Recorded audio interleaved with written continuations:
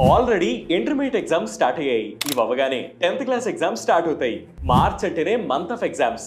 అసలు మన దేశంలో ఎగ్జామ్ సిస్టమ్ ను ఎవరు స్టార్ట్ చేశారు? ఎగ్జామ్ అనగానే పిల్లలు ఎందుకు భయపడతారు?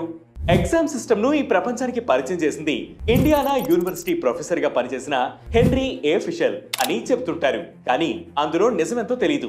అయితే మన దేశంలో ఈ సిస్టమ్ ను తీసుకొచ్చింది మాత్రం బ్రిటిషర్లే.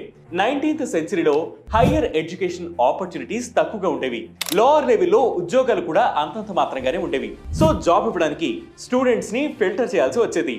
అందుకోసం ఎగ్జామ్ సిస్టమ్ ను స్టార్ట్ చేశారు. 1929లో the Uttar Pradesh board of high school and intermediate education ఏర్పాటైంది.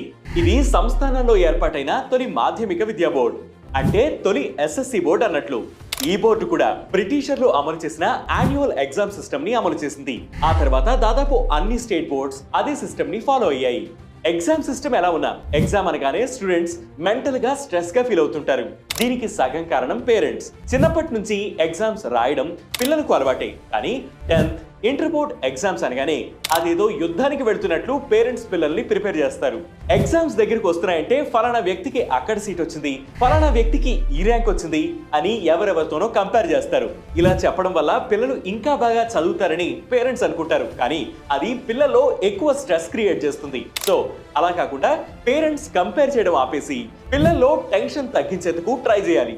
ప్రశాంతంగా చదువుకునే పరిస్థితులు క్రియేట్ చేయాలి. పిల్లలు కొందరు ఒంటరిగా చదువుకోవడానికి ఇష్టపడతారు, కొందరు ఫ్రెండ్స్ తో కలిసి బాగా చదువుకోగలుగుతారు. సో దాన్ని అర్థం చేసుకోవాలి. చాలా మంది పిల్లలు రోజంతా పోస్ట్ పోన్ చేస్తూ వచ్చి రాత్రి బుక్ పెట్టుకుని కూర్చుంటారు. కానీ సరిగ్గా అదే టైంకి అలసటతో నిద్ర వస్తుంది. రేపటి నుంచి చదువుకోవచ్చులే అని పడుకుంటారు. ఇదే ప్రాసెస్ లో రోజులు గడిచిపోతాయి. అలా కాకుండా పర్ఫెక్ట్ టైం టేబుల్ క్రియేట్ చేసుకుని చదువుకోవాలి.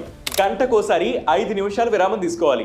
ఆ సమయంలో గ్లాస్ నీళ్లు తాగండి. మెదడు చురుగ్గా పనిచేస్తుంది. అటు ఇటు నడుస్తూ నెంబర్స్ కౌంట్ చేయండి. ఇది మెదడుకి మంచి రిలాక్సేషన్. ఇలా బ్రేక్ తీసుకోవడం వల్ల రెట్టింపు ఉత్సాహంతో మళ్ళీ చదువు కొనసాగించవచ్చు.